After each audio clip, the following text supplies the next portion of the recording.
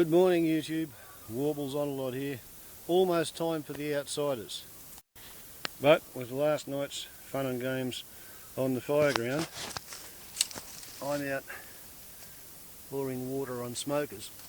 This is where a hollow tree stump was burnt right down. Here's where I've already put some water on a rotten tree core. And atop the, I think, 480 litres that I put onto this Fireground last night to try and quell the smokers, this is the time of day when I have to really be on the Fireground. So I'm going to set up a radio camera on a tripod. The outsiders will go ahead. I will hear it. You will get to see it. You may even get to see me putting clouds of steam up. I don't know. We'll see how we go. But that is at least the intention, and this is the setup. Unfortunately, I have to go down there to the other side of the hut to collect the water, and I'm using a 10 litre bucket and a 10 litre watering can because it's the most balanced load. It's easy to walk up and down the hill with 20 litres that away, and I can put more water on the fire faster than I can with a firefighting backpack.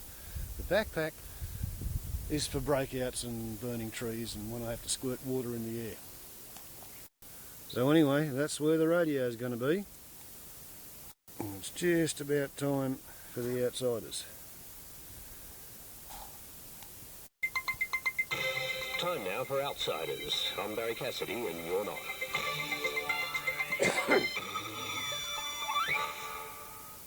Joining us for Outsiders this week are Sarah Joseph, the Director of the Castan Centre for Human Rights at Monash University, Triple J's hack reporter in Brisbane, Stephen Stockwell.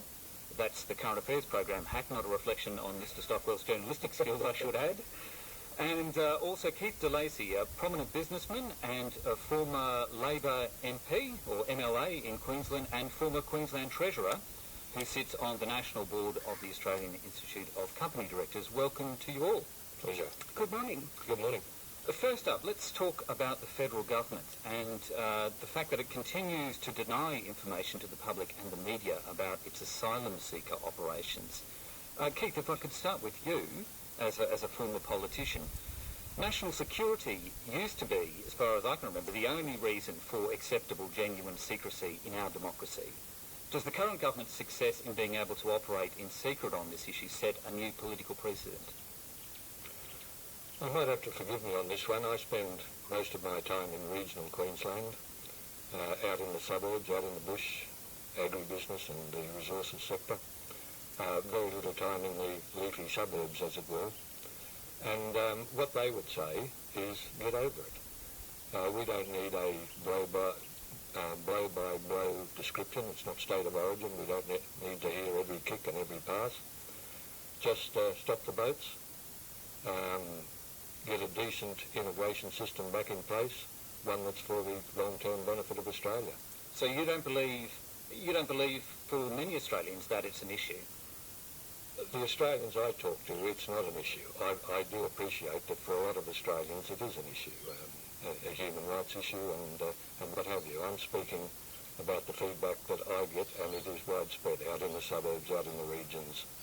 Those people out there having a go, but not about saving the world. And leaving aside, I mean, as a former politician, and quite a senior former politician, very former politician, but a very senior politician, and yes, you're on the other side of politics, you're on the Labor side of politics. Leaving the issue aside, is it right, is it healthy in a democracy for a government to be so secretive over an issue that isn't really about national security? Well, it's I think I tend to agree. I'm talking personally now. I'm not talking on behalf of those people I talk to all the time. But I think the government's got the right to set its own strategy. Its objective is to stop the boats and get back to an orderly immigration program. If they see this is the best way of doing it, I think they're entitled to do it. Sarah Joseph from the Castan Centre for Human Rights. at Monash University. Your sense of the public attitude on this issue, and not specifically on the political asylum seekers, the asylum seekers, but on the issue of secrecy around the asylum seekers. Thank you. Well, look, first I might actually just start with my opinion to respond to the other speaker. I'm not at all a fan of this policy. I think it's an affront to principles of open and responsible government. I think it's cruel because we are dealing with unarmed human beings who are seeking our help and are not a military threat. In some circumstances, it can amount to an enforced disappearance, which is a very serious breach of international law. And I also think it's hypocritical because when in opposition, the people now in government were very loud about the arrival of boats. Look, as for the feelings of the Australian public, I mean, it's difficult for me to gauge that. I think one danger for the government of this policy, I mean, it may be acceptable or popular now, but that can always change. And secondly, it can lead to the government sometimes losing control of the narrative over things that happen. I think we saw that to a certain extent earlier in the year with the issue of allegations of the Navy burning people's hands on a boat. So, and specifically though on the secrecy around all of this, on the fact that the public and the media aren't being given details. And even this week we saw the Lieutenant General who's in charge of Operation Sovereign Borders declining to give answers to a Senate inquiry. I think eventually that will be a very bad look. I concede that that's also what I would like to happen because I think this issue of secrecy is very serious, and so I would like the Australian people to care more about it. And I think you asked before whether it be a precedent for dealing with other policies. I think there would be a limit to how much the Australian people would put up with people appearing before committees and saying no comment, or even people standing up in Parliament, ministers, and refusing to answer questions.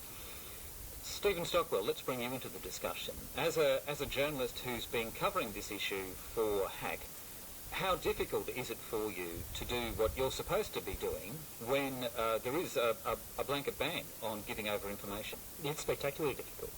We pitch our stories in the mornings to a production meeting before a program that goes to air in the afternoon, and so we kind of need to bring the story forward somehow during the day to make it worthwhile to our listeners for us to cover it. If we don't have new information or anything like that throughout the day, it can be tricky for us to actually, get a story up and prove to the team that it's worthwhile for us to do. So the more the government does, keeps this a secret, the harder it is for us to cover these stories. But I think something we've seen this week, certainly, is that the information will get out regardless. And so it's whether or not the government has control over it. So by the government talking about these things, it's able to control the flow of information. What we've seen this week is that information just gets out regardless. So there's people who have contacts, so journalists who have contacts on Christmas Island or, within the Navy or on Royal Manus Island. So, this information will get out. It's just a matter of the journalists having to work a bit harder to get the information. So it's not as easy to cover these stories, but, it's a matter of just working harder to do it properly. Now, you've just been filling in Western Australia on local radio there, doing the breakfast program. Did the issue come up with people that you spoke to? Is it an issue? Do you agree with Keith that there are a lot of people out there who really don't want some of the details on this? They just want the government to get on with implementing this policy. The interesting thing about ABC Northwest, which is where I was broadcasting, is it actually broadcasts to Christmas Island. And there were the issues this week with reports of self-harm among detainees on Christmas Island. But the people around the northwest of Western Australia, the listeners to the program in general, which is sort of the Pilbara and Gascoyne region, didn't have as much of an interest in those sort of things. There's things, that affect them more happening in their backyard over there that they've got much more of an interest in. Keith de Lacy, again, long time ago you were a politician. In terms of political strategy, as Stephen said, sooner or later the information does get out one way or another. We've seen that with information coming through the High Court. Also journalists going to Indonesia at times and finding out, the wrong end of what's been going on. In that sense, then, is it a good political strategy to be taking this particular route? If we're only going to speak from the point of view of strategy, I've got my doubts. I've never quite fully understood the strategy. I'm just making the point earlier on that the average person couldn't care less. They just want the outcome. And of course, if they do stop the boats, and they've got very close to that, then that's the end of the story. They probably don't worry about you, Stephen, making it difficult for you to get a story. They really just want to get the outcome. But from the strategic point of view, yes, I'm in two minds about that. I just wonder, as Sarah said, they are ceding this to other agencies. The stories get out in the end, and sometimes and you are less in control of the narrative then. Sarah Joseph, you've touched on this, but some of the human rights angles with regard to this issue, and particularly again to the secrecy involved. Well, I mentioned before enforced disappearance, which is a very serious claim. This is an enforced disappearance is a very, very serious breach of human rights. And yet when I look at the definition of an enforced disappearance, which is in an International Convention on Enforced Disappearances, Article 2, the government's, to look at the recent votes with regard to the 41 Sri Lankans who have already been returned, there was no comment about their, no acknowledgement that we had them, and not even an acknowledgement of their existence. That is an enforced disappearance. Ironically, I think the same thing was happening with the 153. Ironically, what might save the government from a human rights human rights breach in that instance is the fact that despite its best efforts, these people are and have now been brought within some sphere of legal protection in Australia because of the High Court case. But that's not because of any attempts by the government. I mean, the government, I'm sure, is not particularly happy that the High Court case has happened. Stephen Stockwell, just coming back to you, I mean, you said that it is difficult to operate as a journalist and to keep track of this issue and to inform the public on this issue. But how do you... is there a sense in which, when we look at the way the media operates, does this kind of secrecy, in a way, fan the flames? Does it just make some journalists, actually, and some groups who are opposed to the policy, just more intent on trying to dig around, on trying to get an issue out there? I think absolutely. I think it makes better journalists as well, because if you have an interest in covering this story, you then have to put in the legwork to actually find the people that can talk about this, verify their claims and make sure that it's all totally legitimate. So absolutely, I think it's making people work harder, and that information will get out. But don't forget, if they stop the boats, they win. Right, but do you think that they will be able to stop the boats long term? I mean, really, it's a long-term problem, isn't it? Of course they can, but they've got to maintain the hard line. You can imagine what these people smugglers are saying to encourage people to pay up and get on the boats. Go to Australia, it's a wonderful place. They even pay you when you don't work there.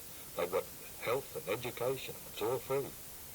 Give us the money and you're on your way. So yes, it's going to be difficult, but if they know, if the message gets through, that no matter what happens, they're not coming to Australia, they'll stop.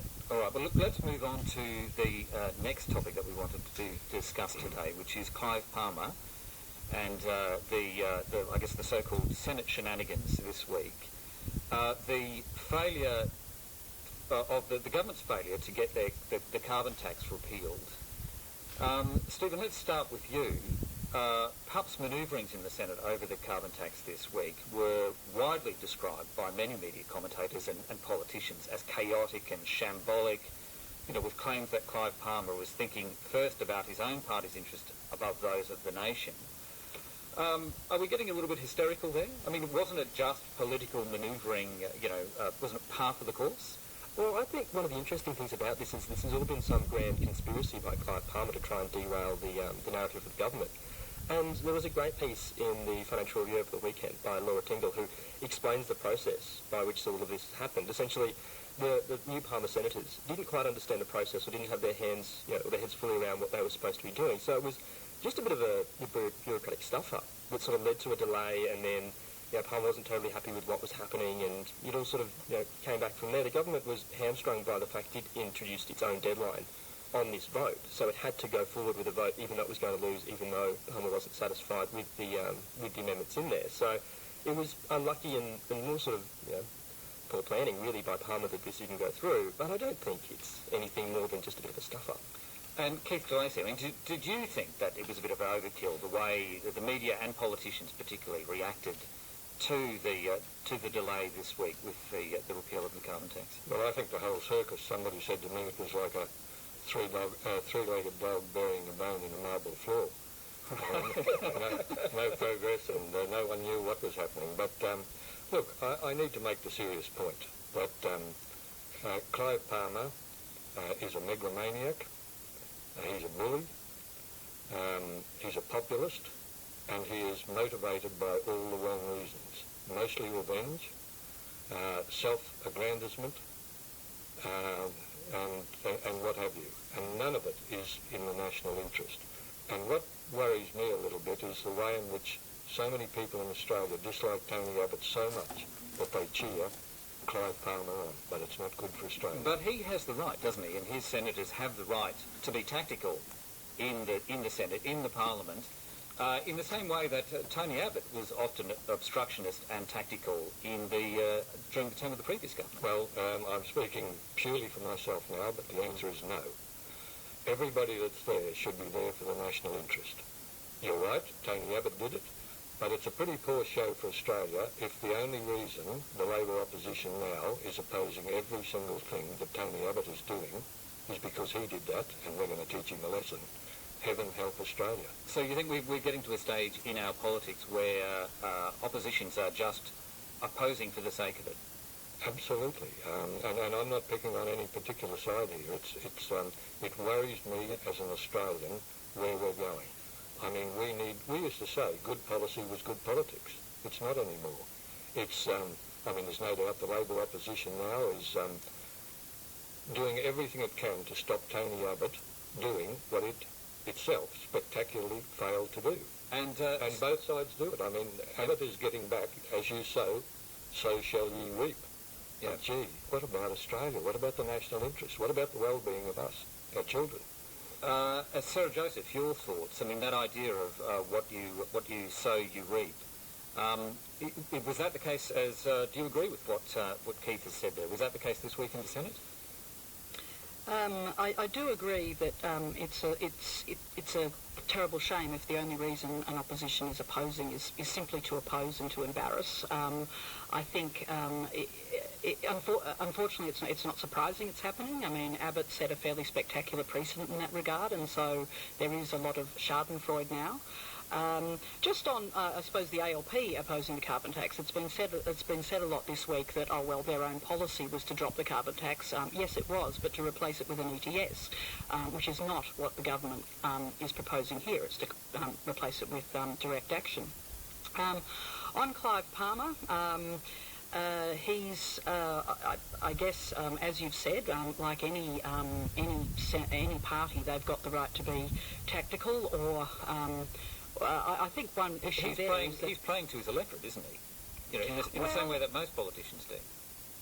Well, yeah, I'm not really sure who his electorate is, because I guess I'm not really sure of what his policies were or even are, and there does seem to be with Clive Palmer perhaps a greater element of being erratic, maybe an unusually large element of ego and theatre, and Keith alluded to it before. I think definitely payback. I mean, as a Conservative, he's politically, he's politically opposed to the Greens and the ALP, but when it comes to the LNP, there's some personal baggage there, and that can be a lot harder to deal with than political differences. Stephen Stockwell, journalistic question. Clive Palmer walking out of his 7:30 report interview this week. Did it do him any harm, do you think? No, I don't think so. Clive does that sort of thing all the time. And he was doing it before he was in federal politics. I remember many stories from journalistic colleagues who've been hung up on phone calls that they've been having with Clive. And yeah, I don't think it does him too much harm. Keith DeLacy, I heard several business representatives, putting your business hat on for the moment, business representatives this week almost talking about this as, in a doom and gloom scenario, that unless the carbon tax is repealed almost immediately, then it's going to be terrible for Australian business. Again, are we overstating things there? I mean, is that really? Are we really at that point on this discussion on this issue? It's not the carbon tax per se. It's the uncertainty and the fact that it is starting to look like a government will be able to deliver no agenda at all. That creates uncertainty. People stop investing.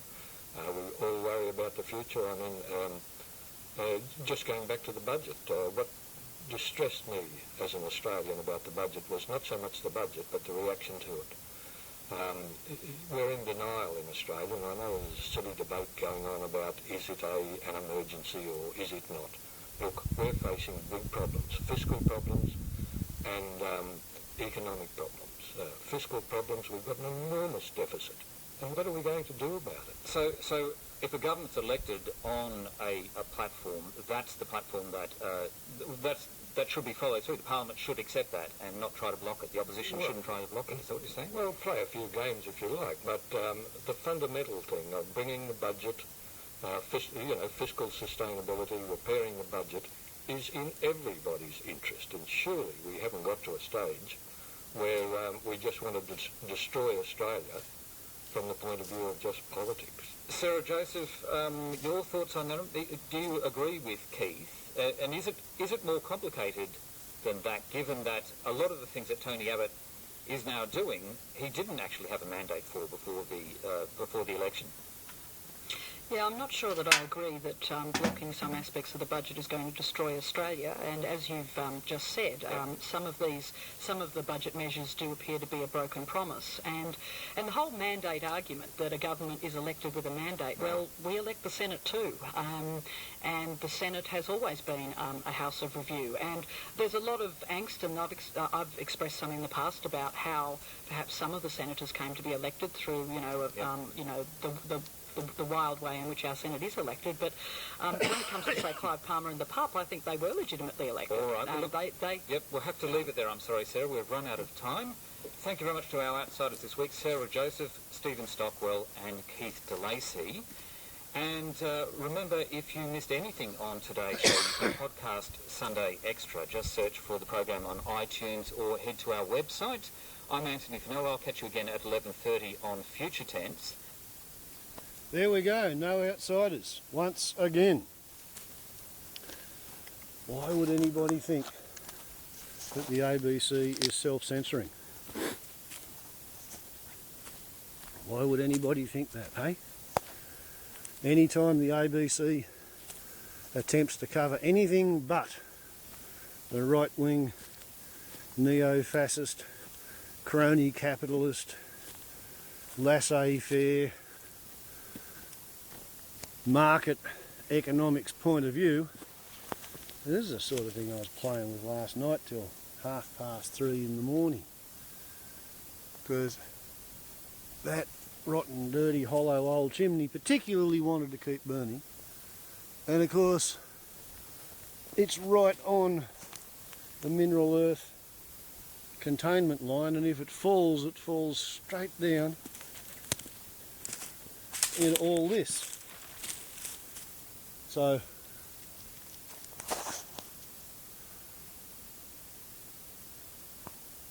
I had to spend a fair bit of time carrying water last night.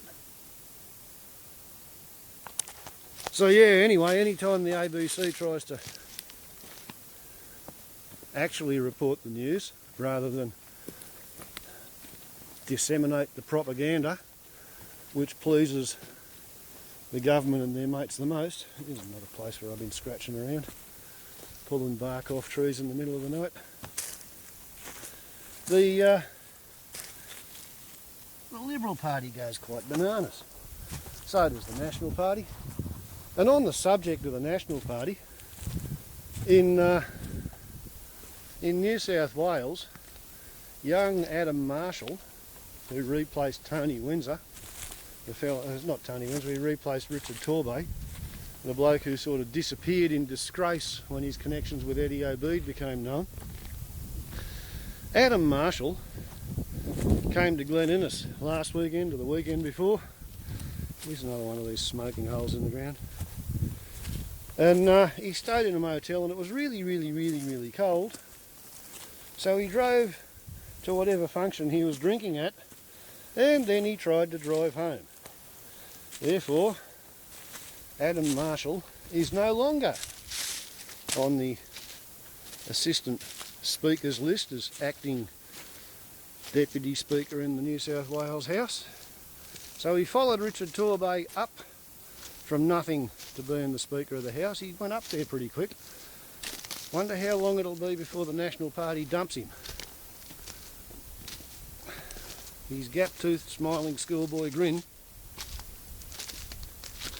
doesn't look nearly so cost-effective to him now that he can't drive around his electorate and somebody has to chauffeur him. So that's one National Party local angle. The other one is Barney Baby Joyce. Call him Barney Baby Joyce because he went to St Ignatius Riverview in Sydney. Whereas all his big brothers, they went to De La Salle College, Armidale, which was more of a working class agriculturalists and labourers style of a Catholic boarding school. So Barney Baby got his head filled with all sorts of silvertail aristocratic ideas, like how the workers should always be oppressed. And whereas he's pretty big on Anzac Day and Australian values, Barney Baby's quoted in my local paper as supporting the New England New State movement. And basically, it appears that the Liberal National Coalition government is intent on defederalising the Australian Commonwealth. They're going to hand all environmental and health and education and probably soon too welfare responsibility over to the states and then starve them of money, and no doubt they will also refuse to allow the states to raise their own income taxes. So the Commonwealth will hang on to all the money, the states will get all the expensive work to do, and the Commonwealth won't give any money to the states. So Australia will rapidly regress into being an extremely low wage economic environment, which is what all the big business crony capitalists and the mates of the Liberal Party are interested in. And Barney Baby Joyce has swallowed all that because, like I said, he didn't go to De La Salle College, Armidale, he went to Ignatius Riverview. He thinks he's a silvertail. He's actually a raw prawn with a cooked head. As for the conniption fit that the Clive Palmerites threw in the Senate, if it looks like a snafu and it smells like a snafu, it probably is a snafu. I think it just happened. I think Clive Palmer's probably juggling more balls than he has hands for at the moment. As far as I understand, the Chinese government steel mill is claiming that he used 200 million of their dollars on his election campaign, money that he was given by them to administer the setting up of an export facility or a mine or a processing plant or some bloody thing. And Clive Palmer, who was previously sued 3 different entities, individuals, corporations, whatever they were, I think New South Wales government was one, there was a bank as well, plus somebody else, sued them and got paid to go away and leave them alone on the courthouse steps. For over 500 million he sued them, so he might have got anywhere from 50 to 100 million as a piss-off fee. He's now suing the Chinese government-owned steel mill for $660 million. Whether it's for breach of contract or defamation, he didn't elaborate as he walked out on an ABC, I think it was Lateline news interview, could have been 7:30 report. But yeah, he's got too many balls in the air to know which one his hands are grabbing for next. I think he's surfing the tide of discontent that Australia is currently flowing over with, as everybody realises just what a crock of shit the Liberal National Party government is proving to be. And Clive Palmer is planning on harnessing and harvesting all that discontent. But he's got to remember, if you sow the wind, you reap the whirlwind. So if he manages to get the Clive Palmer United Party into a situation where he can get himself named Prime Minister of some sort of minority, cobbled together, disaffected independent government, he will then be responsible for the outcomes of whatever the hell it is that he's going to do when he gets there. Just like Tony Abbott, if he was to get all of his budget measures through, he will be responsible for the downstream consequences of the effects of starvation and poverty on the fetuses of the under 30-year-old unemployed women that he plans to starve for 6 months between getting the dole. No exceptions for pregnant women, was the comment. Meanwhile, Matthias Kemp, no, what's his name? That Belgian bastard.